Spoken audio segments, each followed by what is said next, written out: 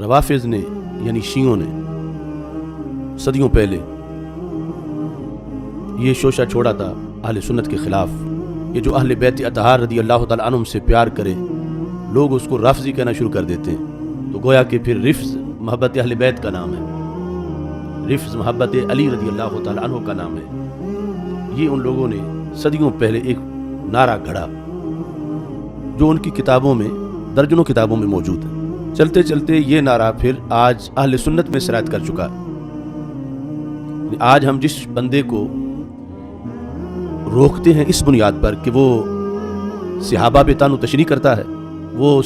بعض صحابہ کے بارے میں بغض کا مریض ہے، وہ اصول اہل سنت سے بغاوت کرتا ہے، تو اس بنیاد پر جب ہم اس کو کہتے ہیں کہ تم رافضی بن گئے ہو یا رفض کی طرف جا رہے ہو یا تمہیں رفض آ رہا ہے، تو آگے سے کہتا ہے چونکہ میں محبت علی رکھتا ہوں اس لیے مجھے انہوں نے رافضی کہنا شروع کر دیا۔ یعنی جس جرم کی بنیاد پہ ہم نے اسے رافضی کہا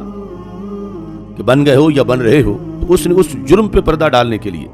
جرم تھا بغض صحابہ، جرم تھا صحابہ پہ طعن کرنا، جرم تھا اصول اہل سنت سے بغاوت کرنا، اس جرم پہ پردہ ڈالنے کے لیے وہی جملہ اس نے بولا جو صدیوں پہلے روافض نے اپنے جرم کو چھپانے کے لیے بولا تھا۔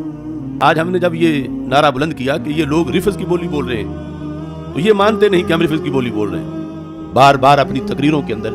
یہ جتنا رفض زدہ ٹولہ ہے جسے سمجھانے کی کوشش کرو تو وہ کہے گا چونکہ ہم مولا علی کا نام لیتے ہیں اس لیے ہمیں رافضی کہا جا رہا ہے، چونکہ ہم محبت اہل بیت والے اس لیے ہمیں رافضی کہا جا رہا ہے۔ اس میں دو جرم ہو رہے ہیں، ایک تو یہ جرم کہ جو محبت علی والے نہیں تھے ان کو اس جملے سے سپورٹ کیا جا رہا ہے کہ واقعی شیعہ پھر محبت علی والے، چونکہ محبت علی والوں کو روافض کہا جاتا ہے یا شیعہ کہا جاتا ہے۔ اور دوسرا جو ہے وہ اہل سنت و جماعت کے لحاظ سے یہ کہ سنی پھر محبت اہل بیت والا نہیں ہوتا، محبت اہل بیت والے تو رافضی ہوتے ہیں۔ تو ایک ہی جملے سے کئی حملے کیے جا رہے ہیں، اور یہ جتنے بھی بگڑے ہوئے خطیب ہیں یا بگڑے ہوئے پیر ہیں کہتے ہیں کہ یہ ہمیں بلا وجہ رافضی بنا رہے ہیں، ہم تو رافضی نہیں ہیں لیکن یہ ہمیں بنانا چاہتے ہیں۔ تو ہم بنانا نہیں چاہتے، ہم تو تمہیں سنی رکھنا چاہتے ہیں، لیکن تم اپنی اداؤں پہ غور کرو، کیوں تم نے آدھا دین چھوڑا ہوا ہے۔ اب میں الغدیر میں روافض کا بیانیہ، اس کے علاوہ کتابوں میں بھی یہ لکھا ہوا ہے، یہاں سے میں پڑھ کے سنا دیتا ہوں۔ یہ جلد نمبر 5 ہے، اس کے اندر انہوں نے یہ لکھا ہوا ہے، وہی جملہ جو یہ آج بڑے دھڑلے سے بظاہر میرے خلاف بولتے ہیں لیکن بولا امام احمد رضا بریلوی کے خلاف جاتا ہے، بولا مجدد الفسانی کے خلاف جاتا ہے، بولا پوری امت کے اماموں کے خلاف جاتا ہے۔ وہ کیا ہے؟ ان قوما لا يصبرون على سماع فضیلت اہل البیت، ایک قوم ایسی ہے،